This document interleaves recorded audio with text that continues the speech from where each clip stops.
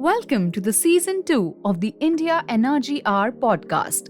The India Energy Hour podcast explores the most pressing hurdles and promising opportunities of India's energy transition through an in depth discussion on policies, financial markets, social movements, and science. The podcast is hosted by energy transition researcher and author Dr. Sandeep Pai and senior energy and climate journalist Shreya Jay. The show is produced by multimedia journalist Tejas Dayananda Sagar.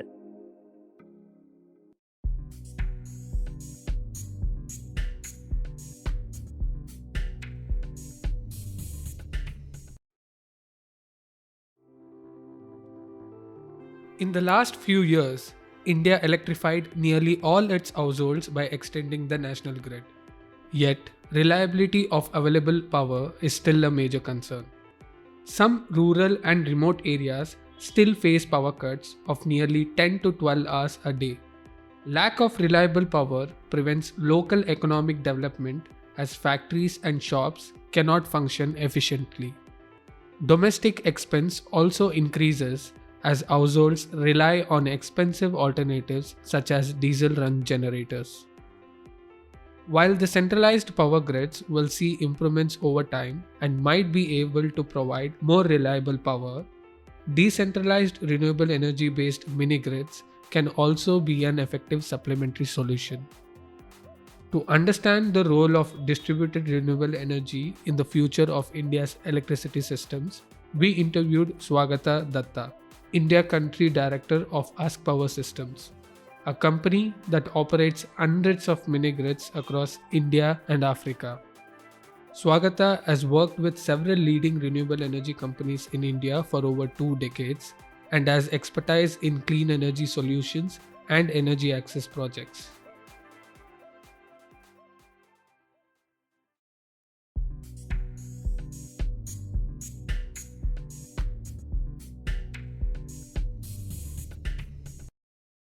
Swagata, thank you so much for joining us. We are really excited about this topic and also talking about Husk Power and the whole 360-degree angle of energy access and why solving energy access is such a critical issue for a country like India. So, but before we talk about all of that, we just wanted to start with you because that's our tradition in this podcast. We start with the guest and, we want to know your journey. Where are you from? What's your professional story? Why did you decide to work on energy access and join Husk Power? And tell us your story. Right. Thank you very much, Sandeep and Shreya, for giving me this opportunity. It's a long story because it was in 1993 when I was doing my master's in energy management, and in fact I was one of the first batches in India, and I got an intern in one of the government nodal agencies in West Bengal. I'm basically from Kolkata and in India. And so there it's the name of the nodal agency is West Bengal Renewable Energy Development Agency. And I got an intern. And at that point of time, the government of India was in its very, very nascent stage, trying to, solve the energy access problem in the country. And there were over 100,000 villages in India which were still unelectrified in those times. And so there were some bits and pieces of gadgets which had come in. For example, solar lanterns, then small DC home lighting systems with 2 lights, etc., which was an intermittent product to understand the whole game and how it would change the life of those people in the rural areas. In 1994-95, this nodal agency decided to go for the first mini grids in the country in the Sundarban areas. You must have heard about Sundarbans, the land of Royal Bengal tigers. And so this is an isolated delta island. It comprises of hundreds of small islands, and they were totally cut off from the mainland. And that was a very, very good vision that, they understood that these solar lanterns or maybe DC lighting systems, these could be an intermittent solution, but these are not a permanent solution because even the the people in the villages, they might have started with 2 lights or 1 light, but then eventually they need to run their other gadgets also. They need to have televisions running. They need to have other gadgets like fans, etc., running. And so that is how the first mini grids, very small scale, started in Sundarbans, and that was a great learning experience for me. And being involved from the first mini grids in the country, and thereafter, of course, in my journey as professional, I have added many more mini grids in these areas, but that was in a later stage. So that gave me an insight of the real rural India, and that was so different from my vision of India that I lived in the cities so far, and that was really different. And I remember we used to travel miles and miles on those cycle carts, right? And not a single light to be seen, because forget about electricity. I mean, so they used to run those kerosene lamps, very small kerosene lamps, and their evening was shortened because they couldn't afford to buy too much of kerosene to keep themselves awake till late night. So these were the challenges, and they had those drudgery of smoke, etc. at home. The kids in those villages, they couldn't study. Economic activities were restricted only during the day hours. So that was a totally different villages scenario in India from what we see today in 2021, and that interested me. And when I remember when we were installing those small mini grids, these were only 25 kilowatt plants in those three islands. People were literally, the way they were treating us, it was like they have got something from the God. So that was the kind of support that we got. We didn't have, of course, there were no hotels to stay, nothing. So we used to manage in the control room that we built, laying on the cardboard boxes at night. The villagers would come on their own and give us pillows and blankets and food, and not expecting anything out of that. They were happy that something different was happening. Electricity was coming to their villages. But there were skeptics also. That's also a very interesting part of the initial story. So some said, don't go for this converting this solar energy into electricity. You'll have the wrath of sun god. So those skeptics were also there. But anyway, that eventually faded out, and we had to understand the typical requirement of those villages, those markets, and what they could pay. It was very important. While the government of India was supporting and in the initial capex, but then the project's idea was to get the regular maintenance, operation maintenance, and then any spares, etc., out of the revenue that they collected. So small village energy committees, etc., were formed. Of course, it's not like what we have today in Husk, fully automated system sitting in our place in the I would say the headquarters, and operating everything with prepaid meters and charging, etc. But those were different. So you had to create village energy committees, and they would take charge of the plant, collect revenues, deposit revenues, do the operation and maintenance. So that was a great learning. And that is how my solar journey and my interest for solar started. Then I joined Tata Power Solar, which was one of the pioneer companies in those times and even today. And so about there for 18 years in various capacities, right from energy access to rooftop, which came in later on, 2010, 2009, 10, and then into megawatt projects. And so after that, then I switched over to another manufacturer called Bikram Solar, where I joined as the president, 3 divisions. And then thereafter, I did my own consultancy for 4 years, having all the many EPC companies, then manufacturers, then investment firms like McKinsey, Boston Consulting Group, Ernst & Young as my clients. And in mid 2020, I took over this responsibility in Husk Power Systems as India Country Director. That is my journey, and except my initial 1.5 years into energy audit, otherwise in my whole journey, I am fully into renewable energy and solar. That's about myself. Great and interesting. You mentioned Vikram Solar. We did had Gyani Chaudhary for one of our episodes. We talked about solar manufacturing and what are the prospects for that particular sector in India. So yeah, interesting. Trajectory from you have dabbled in manufacturing and EPC and everything. But I wanted to understand from you now that you are at the end where you are much more closer to ground level problems.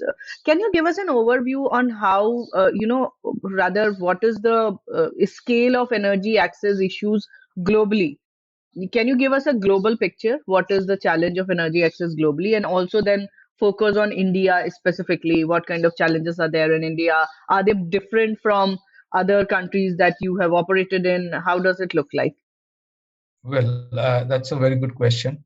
So, if I am to look at the global challenges and the issues in energy access, it has to be put into two buckets.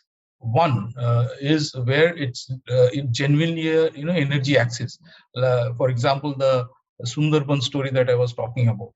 So there are countries, especially in Africa today, right, where and Southeast Asia, where there is really genuine concern with the energy access. So there are many villages and populations which don't have energy at all, right? So there the program is like going back as we did 25-26 years back in India.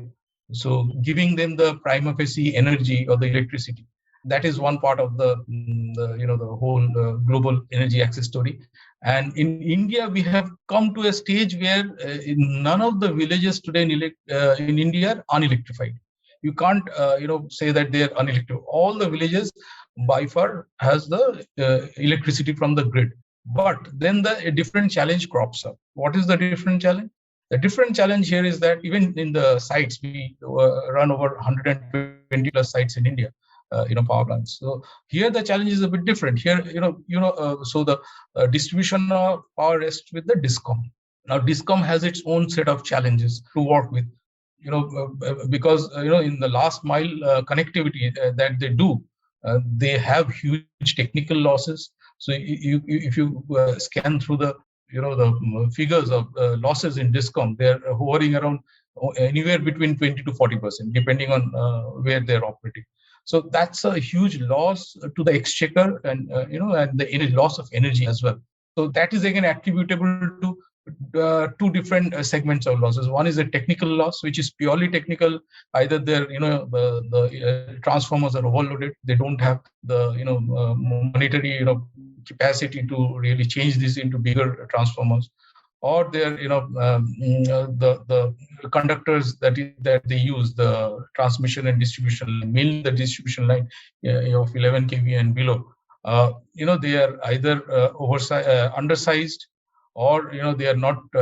They have been very old, and there are voltage drops, punctures, etc. So that's about the technical loss. So that amounts to around again, out of, if you ask me, in that 30 to 40%, it's that around 50% is that loss. Then there is another loss, which is the commercial loss. Now, this commercial loss is nothing but, as India is a huge country with mixed mentality of people. And so there are either under billing or partial billing, as we call it, or in some cases, there are excess at the ground level, and is that they are not billed at all. Means even there might be some nexus in between the operator, the lineman, and the customer would enter into a transaction, but then that doesn't get billed or goes into the company accounts. So these are the typical situations that DISCOMs face, and they are genuinely in a situation. Most of the DISCOMs in India where they are unable to come out of this vicious circle, and as a result their money is trapped.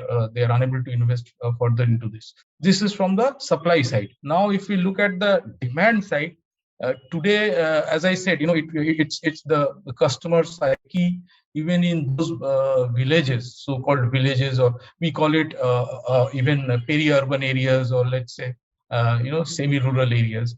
because nowadays the concept of village also in India has changed. You don't have remote villages with thatched roofs all over. No, today's village has pakka houses, and it has transmission lines, it has markets, etc., etc. So the concept has changed. So from the demand side, the biggest problem that the customers today are facing is that they are not getting reliable power because of this, right? So they also expect a 24/7 power from the utilities, which they are not getting.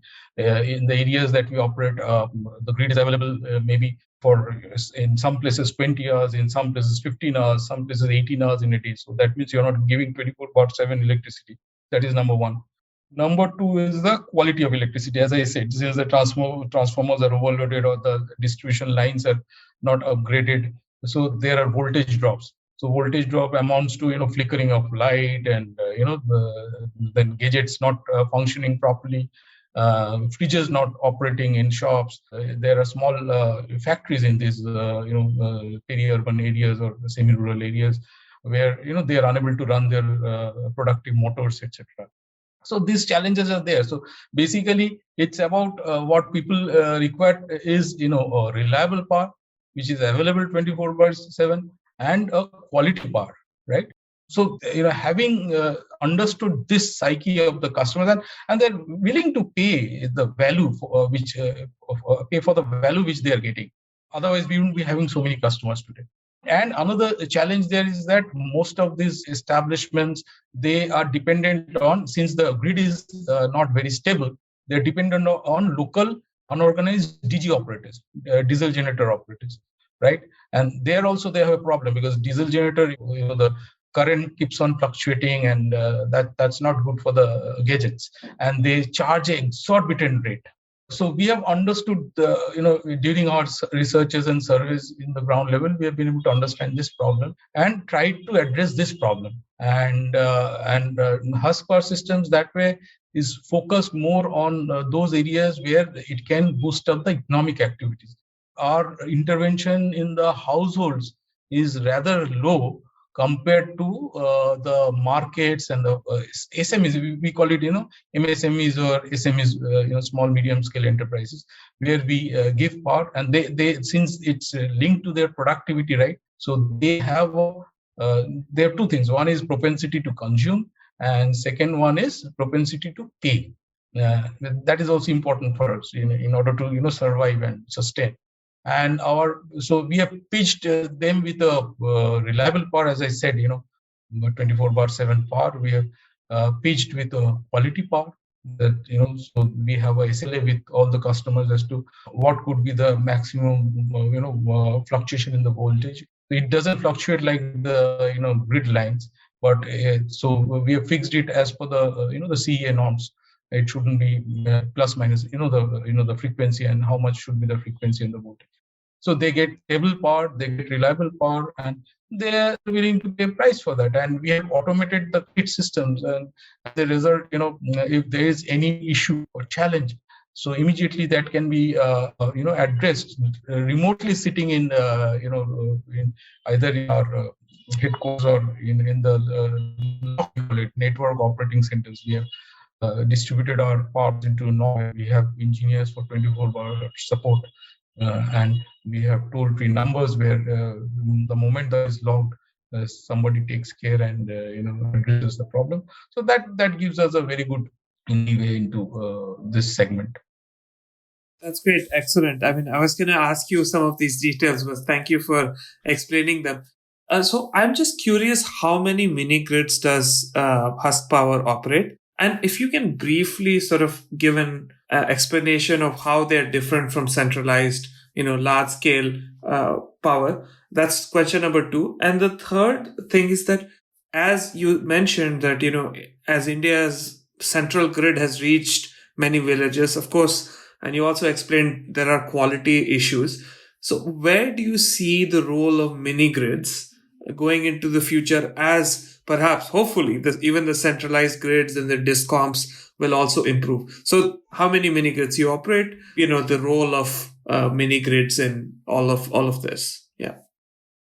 Right. So at present, Husk is operating 120 plus mini grids in India. We operate mainly in the states of Bihar and UP, where the challenges are the maximum compared to the other states. And we have plans to also move into Jharkhand.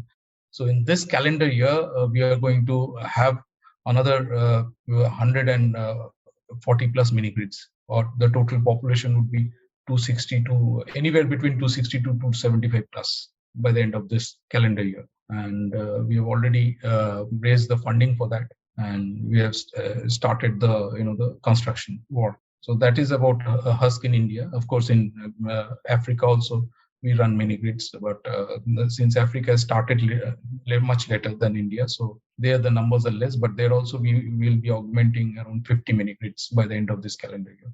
This is about Husk. Actually, I understood that you are talking about the synergy of the mini grids in the future between operators like us and Discom. So that's a very perfect blend, because what we have seen, and all of you also know, the Discoms, they won't be able to supply this kind of quality and reliable power unless they go for a huge capital overhaul. Then that's practically, while theoretically definitely it's possible, and that's what they should be doing, but then that is practically not possible, because they have cash, they're all cash strapped, and it's very difficult for them. The way we operate as mini grid players in villages with a personalized touch.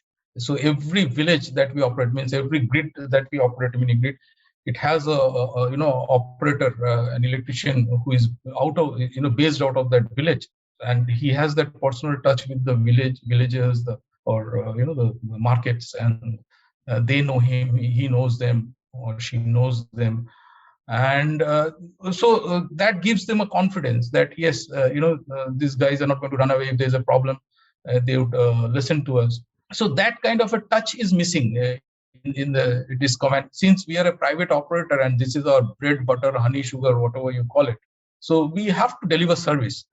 So they feel that yes, genuinely, if I am switching over to Husk's mini grid from the conventional government grid, I am going to get value for the money that I pay.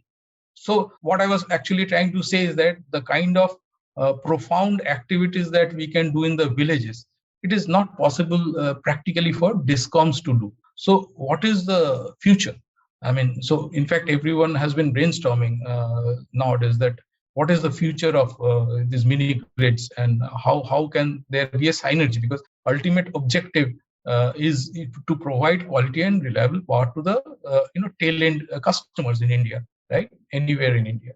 So where I see the synergy coming in is that we, for example, a mini grid operator like us, we don't have the capacity to generate power at a centralized location and then wheel it through transmission lines, 132 kVA transmission line, kV transmission line, and step it down in 3 stages and bring it to the villages. That is not our forte, right?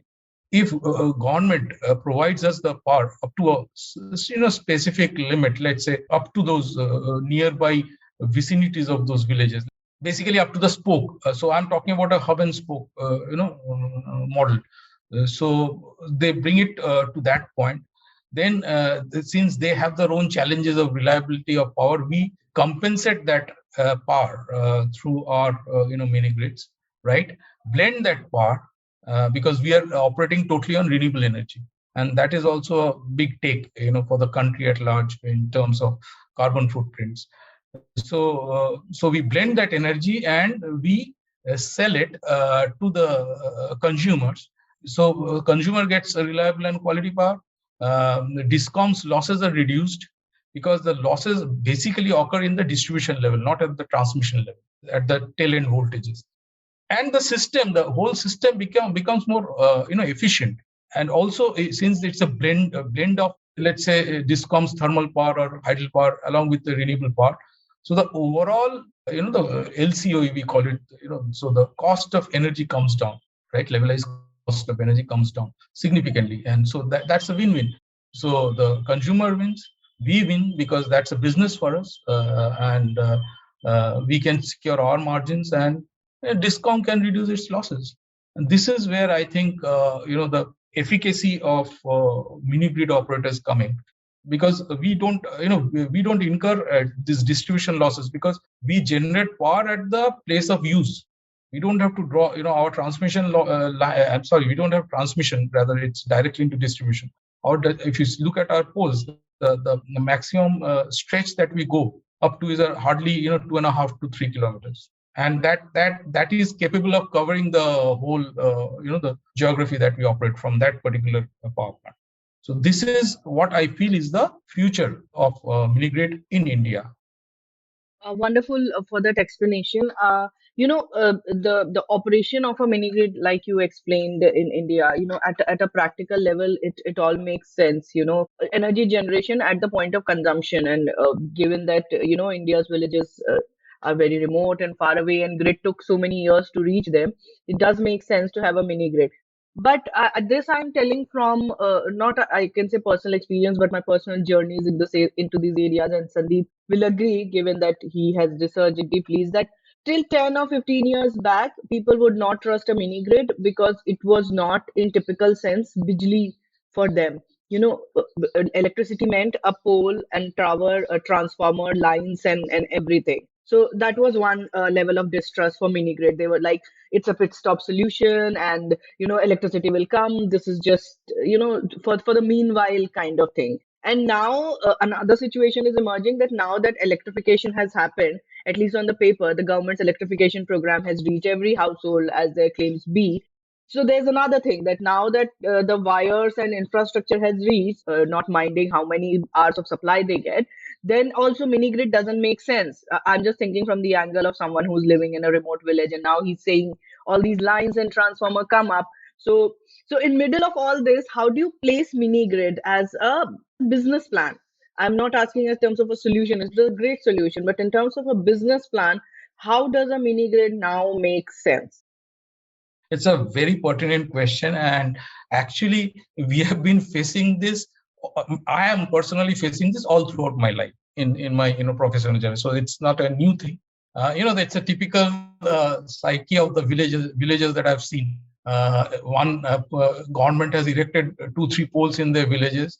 Uska, the wire has also not even been connected, but they are waiting. Acha, so there are 2-3 poles in our villages. That means bijli to aayega.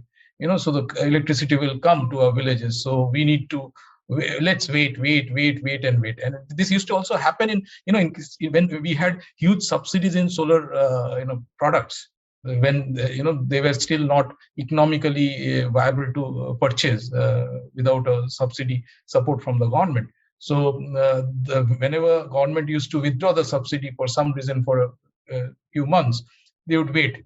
Oh, subsidy will come, then we will buy. Let's wait for it.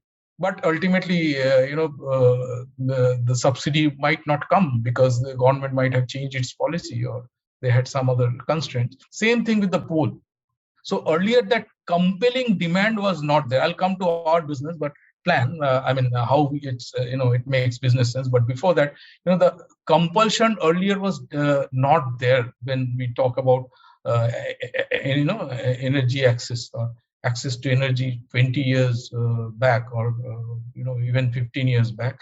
That compulsion was not there. Okay, I'm used to a particular lifestyle, right? I don't have electricity at home, that's fine. I'm used to it, I have no problems. That was the mentality in the villages. But if you see today, in the last 7-8 years, things have completely changed. So those people are also emerging, because today the world is shrinking. I'm not being philosophical, I'm genuinely telling, in the sense that they have access to mobile phones, they have access to news, they have access to what's happening, various other gauges, what's happening in the cities. They have access to the cable TVs, right? May not be DTH, but then the normal cable TVs. So they are seeing programs there, they are seeing so many things. Even the migrations are more today in the rural urban migration, and also the interaction, I would say, interaction with the cities is much more. The people who would not travel for years from those Sundarban islands to Kolkata, right, which is hardly 130 kilometers away. Today they might be traveling every week for their necessities, right? So they are seeing the other side of the world, the lifestyle which has changed, and the aspirations are developing, and that is how so aspirations are developing within them. We also need to have such things, and that urge is becoming very profound. Earlier, as I said, okay, I don't have electricity, no problem, let me live the way I am living. So that concept has changed. Their children are also getting higher access to higher education. They need electricity, they need quality electricity. So overall, there is a change in the psyche. As a result, what's happening, the demand for this kind of a quality and reliable power has increased. So now, as I said, our every mini grid that we operate, this 120 mini grids we operate, none of them are in those remote, so-called remote, 25 years back villages where there's no electricity. Every market has electricity. Every mini grid area has electricity with their poles. That is government's discounts poles. We have our own poles, similar to them.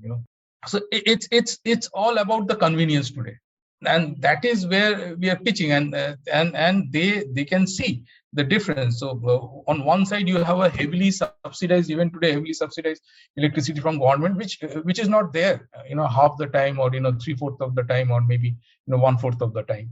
And when even if it is there, it is not usable. You can't run so that is where we have made a change in being the first mini grid operator in India, that the small and medium-sized factories there, like we have so many customers, like the biscuit makers, ice cream makers, furniture makers, welding shops, right, who would otherwise wouldn't then these chakkis, the masala chakkis, and etc., etc., they would not be able to use their machines with the government grid. They used to have their own, either they would purchase electricity from the DG operators, the unorganized DG operators, at very high rates, exorbitantly high rates, or have their own standalone generators to run their establishments. So there is a need and there is a compulsion for a quality and reliable power with good service. And that is where we have pitched, and we have been successful. Obviously, we are not a government entity, so we can't subsidize our energy, right? That is not possible. We are a business entity. And at the same time, we know that we have to charge money for the value that they're getting. That is very important. And unlike the unorganized, generator operators, actually we are cheaper from the generator operators by 35% or tariff. So we are somewhere in between, and at a price point which the customer has the ability and the desire to pay. That is where we have been successful. And yes, so that creates a very good business sense for us. And since we have our own IoT and platform, we have developed our own IoT. And so the entire operations, maintenance, and even customer demand side management is operated through our IoT platform. We have our prepaid meters, like you have the the plans, the prepaid plans in the mobility, the mobile sector, right? Cell phones. Similarly, we have prepaid plans. We have various plans to suit the needs of various customers. We have even the lowest plan is at 50 watt. So if you are let's say a small pawn shop, or even a cart cooler selling something, so we have a plan for that. And we have plans also for running the factories, like the ice cream factories, and as I said, the biscuit factories, masala chakkis, mobile repair shops, then big garment showrooms, because garment showrooms, they require a lot of lights, because that is what pulls the customer, the attraction. So garment showrooms who run their AC, and our power is purely the power that we as individuals use in our houses and offices. Nothing different from that. So it's either 230 volt or a 415 volt single phase or three phase AC. Excellent. That was a fascinating answer to this question about how mini grids is sort of fitting in the space. I mean, since you operate both in Africa and India. And a few years ago, I for my first book and for my other research, I looked at the question of energy access between Bihar and Kenya. And so one of the things that I learned was that some of the models like pay as you go and or were really successful in places like Kenya.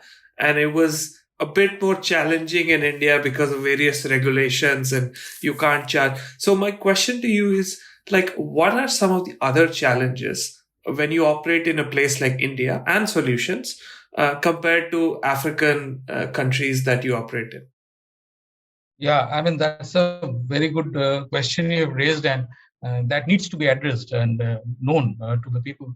Is that yes, the problem in India is that still today we don't have a unified policy. While government is trying to get into a national, mini grid policy, it's still not in a final stage.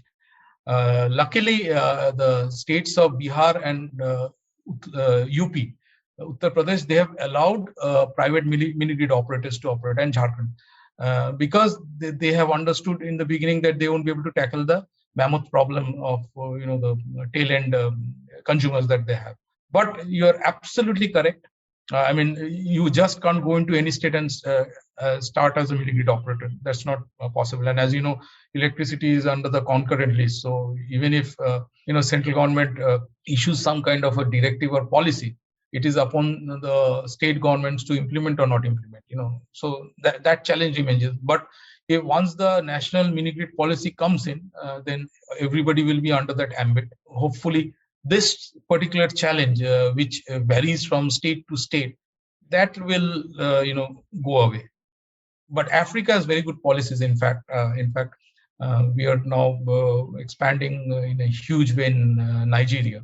That has a very good mini grid policy. They have taken it in the initial stages itself, and in fact, the policy is, I personally feel, is much better than what we have in India. And that's why it's expanding very fast. So there is a requirement at the central level to really propagate and implement such a mini grid policy, such that you have a free access to implement mini grids in various states where there is a requirement. And the more you invite, the private participation in this, more easily the solutions would be reached, and the discom losses would get reduced, and the end customers will get quality power.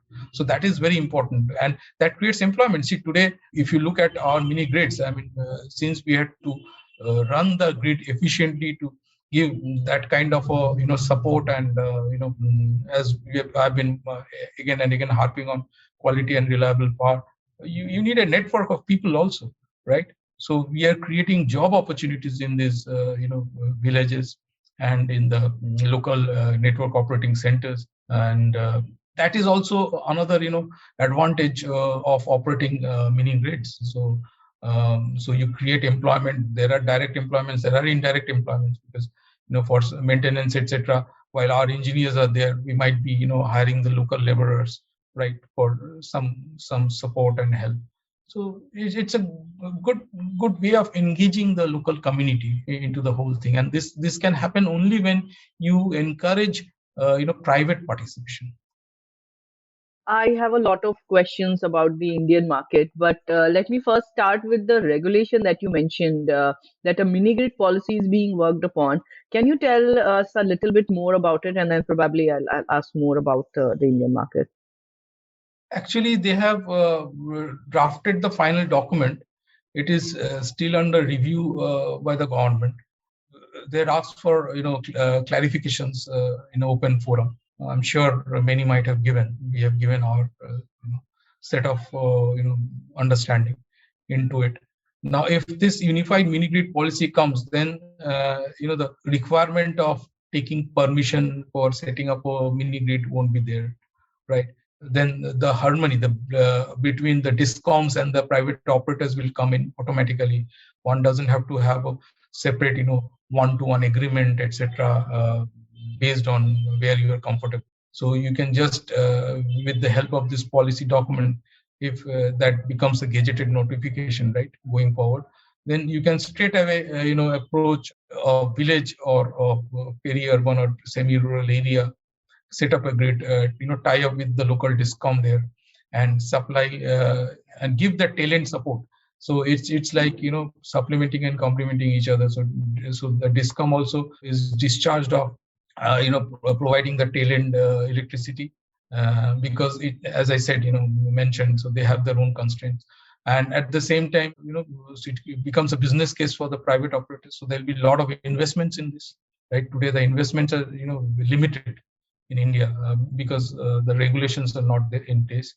And of course, ultimately the major benefit would come to the consumers there, who would get reliable and quality power that we get in cities. You mentioned about private participation, and that is one thing I wanted to focus on. In these many years that mini grids as a concept or as a business have existed, in comparison to large grid connected systems, grid connected renewable energy system, off grid has not seen, or decentralized systems have not seen that much amount of interest from private companies. And I'm talking about big companies, or for example, for that matter, entrepreneurs and everyone.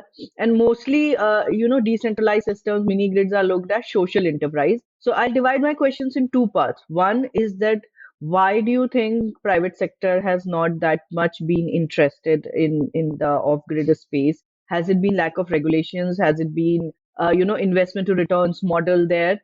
And second question would be that now that grid connected has taken off so well in India, and so aggressively we are seeing the one large companies entering into it. Do regulations only play a role here for private companies to come into this space?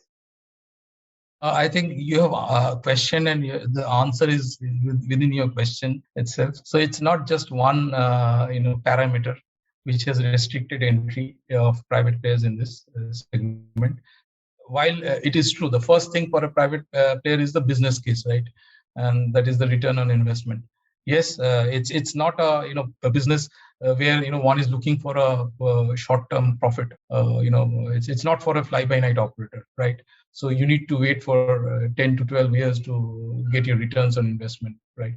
So if some investor is willing to invest money for that long, and ready to wait for 10 years, yes, this is a good business to be in, right? And it's a sustainable business. This is one part. The second part is also true that since regulations are not fully in place, as a result, it has not really excited many of the investors to invest in this sphere, because the people are definitely, investors are scared as to the bottlenecks that they have to really debottleneck, the challenges that they have to face in terms of pushing the regulators or the discoms to allow them to operate. So these challenges are definitely there. So I think it's a mix of both. It's not just one problem. And you spoke about the grid connect systems. True. So I think there is no competition between mini grid operators and grid connect systems now. So government of India is setting up solar parks, and they're auctioning grid connect systems which are in megawatt scale.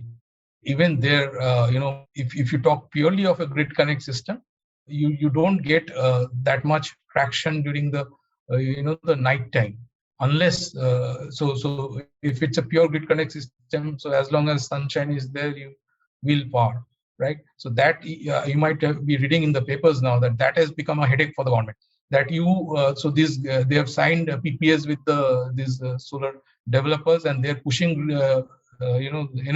solar energy into the pumping it into the grid at the time when it is not required. They don't have a requirement of energy. So if you have unless you have a demand, right, what do you do with the energy? But then you are obligated to take it, either it's wasted or but then you have to pay for as per the PPA. So now that's why globally the trend is to go for big, it's called BESS, so it's a storage system, battery based storage system that people are talking about, but that is still in a very nascent stage, right? That is in a very nascent stage. And so they're typically using lithium ion batteries, And I mean, there's a lot to do in the battery technology. I mean, still we are nowhere near the solar panel costs, which have become very economical today. There's a lot to be done on battery technology front. We are yet to finalize on which technology should one adopt going forward, whether it's a flow, whether it's a lithium, whether it's something else. We do not know. So this will come, but typically, if you see these large companies who are the solar developers today, they are not very keen on serving the small, the villages and the markets that we serve. And it's a different, because the markets that we serve and the business, the way we conduct business, it's a different model compared to this. So they would rather be more comfortable with centralized generation, some kind of a storage, and pumping it to the grid as and when required, right? But they're absolutely not keen in going to these the last mile towns or villages to deliver it. So I think that's why the requirement of these mini grid operators to serve those communities will always be there. But what would happen eventually, maybe in next 5 years or 7 years or so, is that the quality of grid would improve, right? But eventually the essential service has to be provided from there. So I don't see a challenge here for us. Rather, that would improve the entire the grid network of the country, and we would operate the way we are operating even today. That's really great. I wanted to ask like one or two last questions, and this has been such a interesting conversation. Now, I understand that, as you mentioned, that you're mainly right now operating in Uttar Pradesh and Bihar and trying to expand into Jharkhand because they're supportive of mini grid. Do you see your model or the mini grid model fit into more states which already have good power, such as say Gujarat or Tamil Nadu or other states? If policy is in place, do you think that for small businesses, the reliability or all the various issues that you mentioned that typically discoms have, would similar issues also be there? And could you see a business model there? That's my one question. And the second question is, I think you're making a really interesting point that, if India needs to make sure that the communities can operate small scale businesses and, community development can happen, we need reliable power. So I'm very curious, like if this model can be replicated to already industrialized states as well, so that overall community develops through small scale industrialization as well. Right, that's a very good question. Since you mentioned particularly about Tamil Nadu, see, I have been in Karnataka for donkey's years, because Tata Power Solar headquarters is in Bangalore. So while even what I am trying to say is that even the developed states in India, while you have park in the cities, of course, Bangalore was not good when I was staying, and it used to have a regular share of 4 hours of park cut, which get reduced to 2 hours. But and I've traveled extensively all over India and the neighboring countries for this. So here, the moment you go out of the cities, while in the cities you feel that we are in an industrialized state and the power doesn't go and we have reliable power. But even in Tamil Nadu or Karnataka, if the moment you go out of Bangalore, even in places like Tumkur or maybe in places like in Tamil Nadu, just in the outskirts of, let's say, Chennai, you'd see that there are issues even today, right? You mentioned about Gujarat. Gujarat is, of course, a power surplus state. But then have we analyzed that power surplus in what way and when? That is the thing. If you have power surplus during the lean period where you don't require power, and you have shortage during the peak, what's the use of having that power, right? Or not having that power. So I don't see a challenge there, because even in these states, excepting a very few discoms in the country, like Gujarat is an exception. Undoubtedly, Gujarat is an exception. Maharashtra's Mahagenco is an exception. MSEDCL is an exception. But barring maybe hardly, you can just count on your fingers, and it doesn't go even into double digits. 3 or 4 discoms in the country, all are cash strapped, all have the same kind of problem. Yeah, the veracity of problem might be different. If somebody has a problem in 10%, so somebody will have a 20% challenge, but the problem remains, and discoms will not and have neither had the capacity of serving the customers at those areas where we serve the way we serve. The electricity might be there, but today, if there's a, their distribution line snaps, somebody has to call them over phone. Then somebody comes after, either in the evening or maybe the next day. ठीक है, I'll come at my ease and my comfort. So we can't do that because we have a different kind of SLA. Our business is, it's built on efficiency. It's built on delivering that shortfall that the discoms have. So I don't think discoms in the at the customer end would be able to serve the way we serve. So that void will remain and that business will remain, right? There might be some improvement in the grid quality in going forward, but then that won't be sufficient to serve the. See, one is the product that you're giving here. If I'm to say that electricity is a product, one is that, but then you have to serve that also. Even good products go wrong, right? So you have to serve the customers. What we do is grounds, hands-on, serving the customers. And since we are, as I said, we are pitching ourselves 35% lower than the DG operators and maybe some percentage higher than the subsidized, heavily subsidized grid electricity, I have to deliver. Otherwise, why will a customer recharge in the next month? I might manage to recharge him this month by all my stories, but then next month when he realizes that I don't live up to my words, then why would he recharge? So I think that is not a challenge for us, but rather these two entities can work, as I said, in synergy to make the national grid network a much more improved grid, create employment, create businesses, right? Get investments. Our investments are also, it comes from abroad also, right? That's great. I have like a very, very quick follow up. You just in the one of the previous answers you mentioned that for the large operators they need storage to provide that 24/7 firm power. So how do you provide, like, ensure that at night also your customers in rural areas? What's your storage backup basically for your customers? We operate hybrid mini grids, so we have our own. Of course, the primary power is from the solar photovoltaics, right? Solar panels, and we use this directly during the daytime, and the excess energy we store in battery bank. We also have battery banks. We use either VRLA batteries or we are also gradually shifting towards lithium ion, right?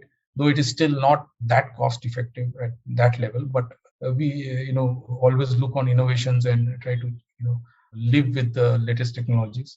That is one part. And of course, since these are hybrid mini grids, we also have in many places our own patented biomass gasifiers.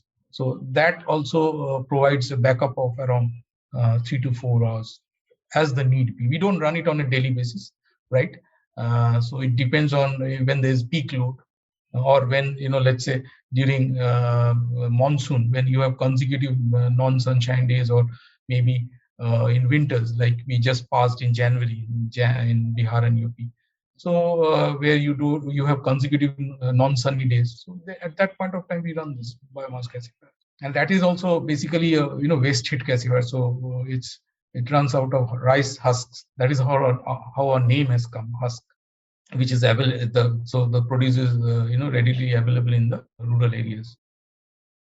Before I ask the last question, I wanted to quickly ask you, I think we missed this earlier, if you can give a cost comparison, per unit cost of the power you provide compared to grid connected, compared to inverter battery, compared to diesel gensets. I'm sure you would have rough of the hand kind of calculation. That's very difficult. Why I'm saying we have 20 different plans, 20 different plans for different segments of customers. Then we have time of the day, tariffs, and that is very scientifically built, because when we have to discharge the battery, the cost is different. When we are directly supplying from the the solar, that is during the daytime, it's different. So it's very difficult to say, but as I've been saying, so it's 35%, around 35% cheaper than the DGs, undoubtedly. And maybe, I mean, again, the grid power also varies from place to place, and they also have. Remember, they don't have a unified tariff today, so they also have time of the day metering. They have peak charge. They have lean charges, etc. So it's very difficult to compare. But we are somewhere in between, the DG operators and the grid. But there you are comparing. I mean, if you're talking about comparison with the grid, then you have to actually make an apple-to-apple comparison, because the grid energy tariff that you're talking about, it's heavily subsidized. We are not operating with subsidy. It's a pure business case. So we are somewhere in between. But if you talk about inverter is definitely very, very costly. Because here, Great. remember one thing, in these three cases, mini grid, the solar mini grid, or let's say government grid, or let's say DG operator, you're not paying for the capex. That is being borne by the investors, right? You're paying for the energy that you're consuming. But in case of inverter battery, you are basically paying for the whole capex. Nobody rents out an inverter and battery. You have to buy at maybe 10,000, 15,000 rupees. Great. Thanks for that. So I'll just ask a very broad question. You decide how would you want to address it. This is my observation, with systems like yours, decentralized systems, it social enterprise or community development comes, I think, naturally to businesses like this, because you have to engage much more than, say, a discom or a grid or a solar power developer, if there is one in that area. So you have to engage more. So community development naturally becomes a part of your business. And I checked on your website, you do have these training centers and you sell electrical equipments as well. Something that large companies or thermal power producers or even solar power producers do not do it as an extension of their business. That is just an obligation under the CSR. So my question is, I'll try to summarize, is that in the end, off-grid turns out to be a social enterprise, or am I wrong? And if it does, is it a good thing or is it a bad thing as a business model? See, today, no business can run without having a social, benefit or a cause to the community, right? So that comes naturally. But I'll rephrase what you have said. But we are here to do business. That is our first motto. With that, we have to, when I'm working in a particular community or area, I have to, if I have to really have a sustainable business there, I have to take the community along with me. That's why, I talked about, engaging rural folks. Now, in fact, we are creating an angel knock. So the entire, network with 15 to 20 plants will be operated by women, right? Whom we will select from those villages, of course, with some basic qualifications, and then train them properly.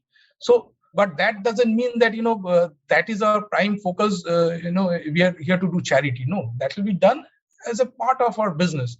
And yes, so during the COVID in the last 2 years, we have distributed free of cost in those difficult times. Basically the cereals, then the rice and wheat and oil, mustard oil, to these communities. Wherever we operated, we have provided free masks, we have provided sanitizers later on, and we keep on doing such activities. It's more engaging with them, and that you may not be able to calculate the tangible benefit out of that, but intangible benefits are there. And when you're working with them, you have to show that solidarity during the difficult times. Even in the last 2 waves of COVID, barring this Omicron, we did actually heavily subsidized from our PNL the tariffs to the customers, just to support them, to revive their businesses, to revive their establishments. Of course, in some cases we did obtain funds from outside to do that. But that was a cause which we thought that we need to do for community, which is the need of the day, and at the same time that will give definitely us the traction that we require in the future to do business. So I think earlier it was more of CSR being a separate animal in itself. So one guy in every company doing CSR and pushing people to come and give training and all that stuff, do something for the community. But it's now, if you look at all the entities today, it's become an integral part of business. You have to serve the community where you do the business. You have to uplift them, and then only your business will also grow. It's a fact. Well, thank you so much, Saugata. This has been such a fascinating and interesting conversation. We really appreciate your time. Thank you.